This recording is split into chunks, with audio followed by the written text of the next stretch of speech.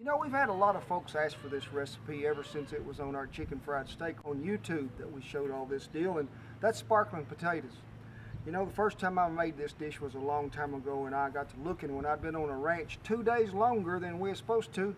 I was running a little low. Always got plenty of taters. I was going to fry me up some taters for noon that day. I didn't have no oil left. We had one meal to go. So I got to thinking, what we're going to do with them? I sure don't want to bake them. It's going to take too much time.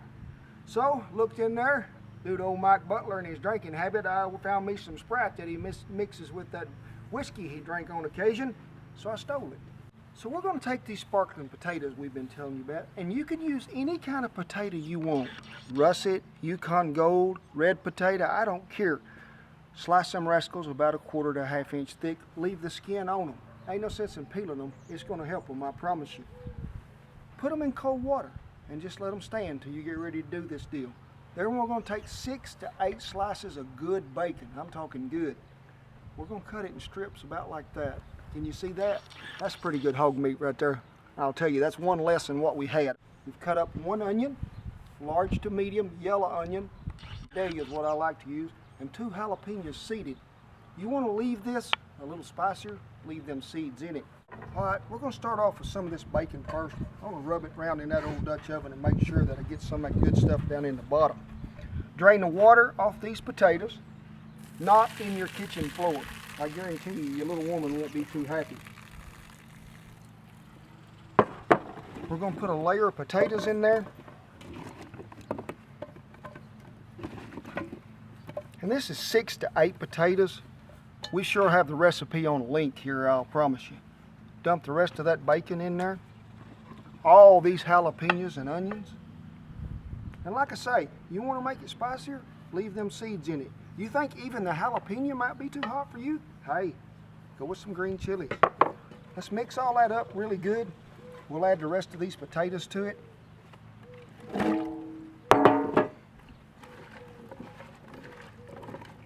Make sure you get it all incorporated in there good. Now we're going to cook this in a Dutch oven with coals on it just like I would do on a ranch. But if you don't got no Dutch oven, you don't want to build a fire, you can cook this in the house in a casserole dish. Just make sure when you cook it, it's covered because this dish will dry out. We're going to season with our season, all purpose, Red River Ranch. And we're going to give it a pretty good shaking. Then we're going to stir it and we're going to season it again. Don't that look good? We're going to add a little minced garlic. If you want to cut garlic and put it in there, you can do that too. You know, I'll give you a little hint about this garlic. Me and Shannon was on the Bell Ranch out there and been out there a long time. She bad to get strep throat. She got it 60 miles from a doctor. I told her, I said, we may just have to shoot you. One of them old cowboys said, hey, feed that girl some garlic cloves, 2 or 3 a day. He said, it's got more antibiotics in it than anything you can get over the counter. We did. You couldn't stand to be around her for 2 or 3 days, but she got well, I promise you. So after we've added the bacon, the jalapeno, the onions, and the taters, we're going to add some Sprite. I'm going to add enough that it is about halfway up. You can always add a little more, but we sure don't want this dish to dry out. We're going to season one more time, just a little on top. We're going to put a lid on this rascal and we're going to put it on them coals and we're going to cook it. All right, I built me enough fire here to cook in this 12-inch shallow oven. That's what we've got these taters in. Cooking in green grass, ain't no sense in wasting your heat.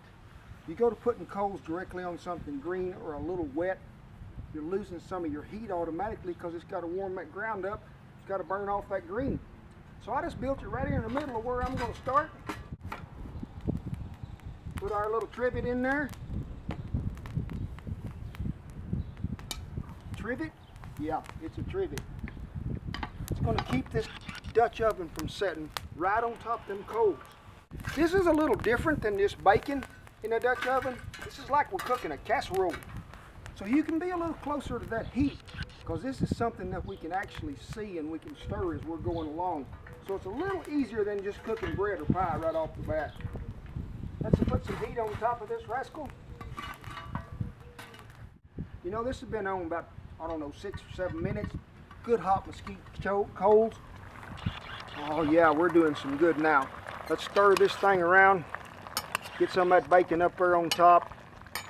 Always going to check this as we go through this process. You can see them taters ain't nowhere done yet, but you'll get there pretty quick in this cast iron. If you're cooking this in the house, in the oven, make sure that when you check this and you stir it, if you need to add a little more lemon, lime, soda pop, Sprite, anything like that, pour in there. You're not going to hurt it. You know, when you begin to check this, especially if you're outside cooking in a Dutch oven and you reach that good rolling boil where things are happening, you ain't too far off. Let that thing go about 2 or 3 more minutes and let's check it again. Because like I say, we don't want these potatoes to fall plumb apart. We just want them tender where they're done. Let's check her. I think it's about done. In fact, we're going to stick a spoon in it. Yeah, it's tender enough now, it's just right. So let's take this rascal off the fire, set her over here and let her cool a minute. Like I say, when you're checking this, make sure they're tender and you can cut through them. They're just right. Make sure it doesn't run out of juice. If you need to re-season a little, you sure can. It's going to be some of the best taters you ever eat. That's why we call them sparkling potatoes. It'll put a sparkle in your life, I promise. And folks, we'd like to thank y'all for watching these videos. They wouldn't be made possible if it wasn't from a little beautiful wife, Shannon. And I can't forget to mention our sponsors. You know, we've had a lot of people want to sponsor us through the years, and this has seemed to fit really well with me for a long, long time. Happy Hank's Hemorrhoid Cream. Comes to fit your caulking gun. A couple of squirts, you're good. It'll make you poop or pucker. See y'all down the trail.